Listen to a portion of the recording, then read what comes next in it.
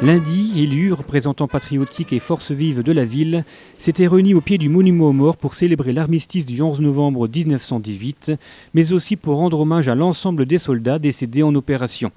Après le dépôt de gerbes par Lionel Fournier, Robert Piron et Joseph Sikora, ce dernier, président de la section locale du Souvenir français, a pris la parole et a rendu hommage à Lazare Ponticelli, dernier poilu français décédé en 2008. Lazare Ponticelli, dernier survivant d'un conflit long de 52 mois d'enfer, a eu droit, fort légitimement, à l'hommage solennel de la nation le 17 mars 2008 sous la forme d'une cérémonie religieuse à l'église des Invalides à Paris.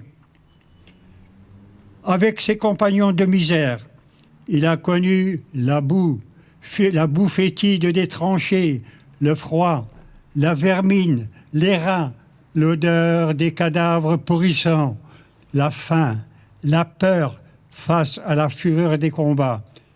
Il aura vu mourir ses camarades au rythme de 1000 par jour pour la défense de la nation. Comme l'a écrit l'historien Alain Decaux, le poilu est cet homme vêtu en soldat qui a rejoint le point le plus haut où l'homme d'aucun temps soit jamais parvenu en fait d'énergie, de résignation et de consentement aux souffrances, y compris la mort. Le 11 novembre 1918, à 11 heures, quand sonne le clairon de la victoire, notre dernier poilu aura échappé à cette grande boucherie qui a fait 9 millions de morts parmi les combattants, 20 millions de blessés et mutilés, dont 6 millions d'invalides. Quel gâchis!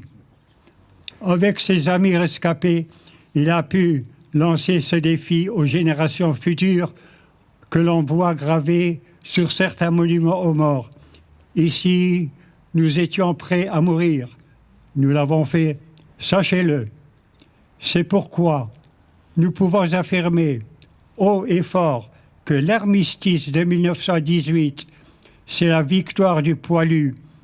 Aussi, en ce 95e anniversaire, la France entière montre sa reconnaissance en rendant un solennel hommage à tous ceux qui ont fait le sacrifice de leur vie pour la paix et la liberté.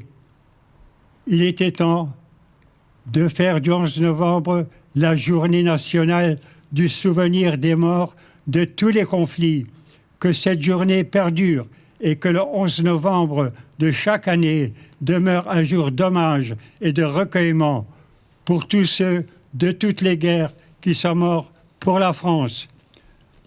Nous le devons aux aînés, notamment à ceux de 39-45 qui ont ravivé la flamme du soldat inconnu au péril de leur vie le 11 novembre 1940, à ceux d'Indochine, de Madagascar, d'Afrique du Nord et aux OPEX d'hier, d'aujourd'hui et de demain, pour que vive la France.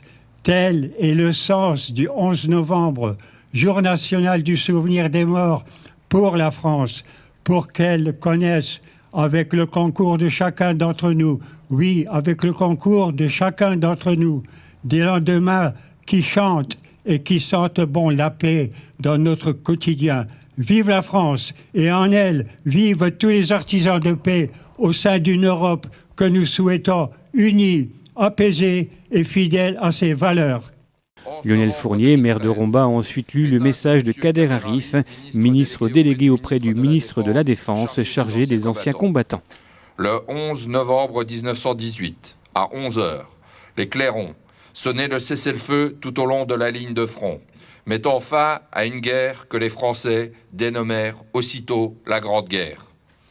Malgré les années écoulées et les nombreux traumatismes qui ont marqué, depuis l'ensemble du XXe siècle, la Grande Guerre occupe toujours une place bien particulière dans notre mémoire collective. Car ces 4 années auront amené des bouleversements comme rarement dans notre histoire. Un tournant marqué par la mort de millions d'hommes sur les champs de bataille. Un tournant aussi dans une multitude de domaines, les relations internationales, l'économie, la vie politique et sociale et même les arts. Tous les combattants de ce conflit, dont l'année prochaine marquera le début du centenaire, sont désormais disparus. La Grande Guerre est passée de la mémoire à l'histoire. Ce centenaire sera l'occasion d'un hommage international à tous ces combattants tombés pour leur pays. Il permettra également de rassembler les belligérants d'hier, aujourd'hui amis et réunis pour porter un message de paix. La transmission à la jeunesse sera ainsi placée au centre des commémorations. Dès la fin de la Grande Guerre, la date du 11 novembre s'imposa comme le symbole d'une France qui surmonte l'épreuve. Le 11 novembre 1923, André Maginot, ministre de la Défense nationale, pour la première fois, raviva la flamme sous l'Arc de Triomphe, instituant une tradition qui perdure encore aujourd'hui et dont nous célébrons cette année le 90e anniversaire. Dans les heures sombres de notre histoire, cette date devint aussi un moment de ralliement. Le 11 novembre 1940, des lycéens et des étudiants parisiens se réunirent place de l'Étoile, bravant les forces d'occupation. 3 ans plus tard, le défilé d'Oyonnax, dans l'Ain, constitua un nouveau geste de défi face à l'oppresseur. Des résistants, en rang serré, déposèrent devant le monument aux morts de la ville une gerbe portant ces mots « Les vainqueurs de demain à ceux de 14-18 ». À ces hommes et à travers eux, à tous les résistants de France, le président de la République rend hommage à Oyonnax ce 11 novembre.